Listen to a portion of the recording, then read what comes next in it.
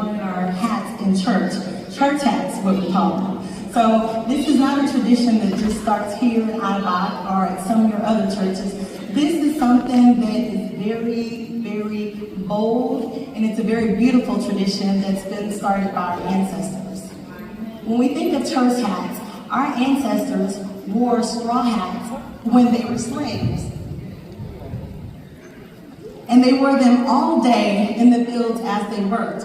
But on Sunday morning, ladies, they got to decorate those straw hats with beads and beautiful cloths, and they got to show out on Sunday mornings. Now, the love for hats, it's in the Bible. In the Bible, in 1 Corinthians chapter 11, it states that women should cover their heads when it was time to worship. And our ancestors, boy, they took that scripture and they made it so bold and so beautiful. They would take anything they could find, any types of old jewelry, any types of colorful cloths, and they would decorate their hats. And it made them feel resilient. It made them feel like they had pride. It made them feel like they were worthy. They wore hats not only so they can be seen by others, but that they can be seen by God.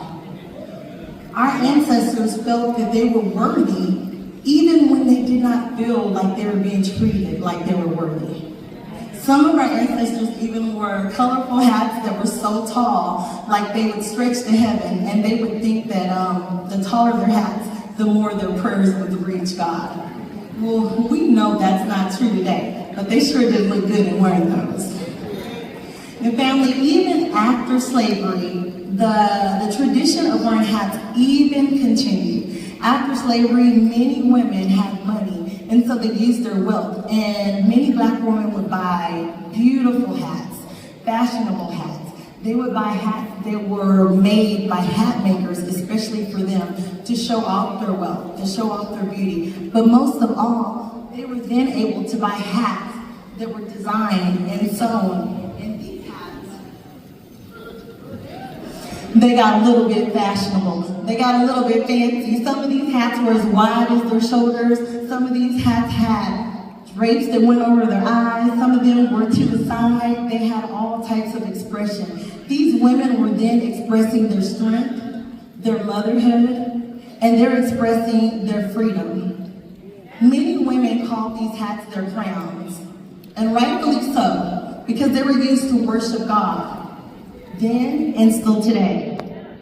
Many women would wear these hats and they would know that when they put them on, they had a certain type of pride in themselves. They knew that when they put these on, it was a special occasion. They were coming into the Lord's house, they were coming time to worship, and they put on their best Sunday's clothes.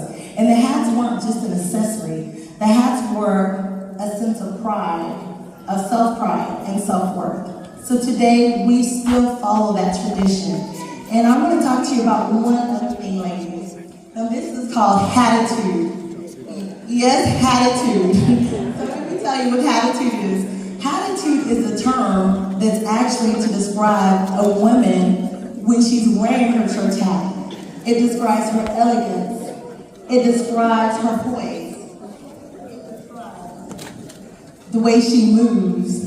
It describes the way she feels. Hatitude. Ladies, look at each other and tell someone, I got attitude. That's right. Because, be serious, ladies. When a woman is wearing her crown, she doesn't just walk into a room, she glides. And when a woman is wearing her crown, she doesn't just show up with her crown, she shows out. And that's what we do today. Family, I remember my grandmother getting ready for church services, and the night before church, she would go through all her hat boxes and pick out the perfect hat, like she was going to a royal ball or just a royal occasion. And it was a great tradition that I loved, and we still have that today. She was a queen to me.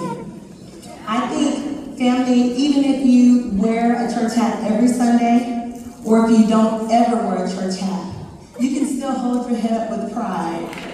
You can still understand the tradition, our tradition. You can understand the story, our story, and know where it comes from. So today, we say thank you to all the women, all the mothers, and more importantly, all the mothers that have come before us to make this tradition successful. Thank you.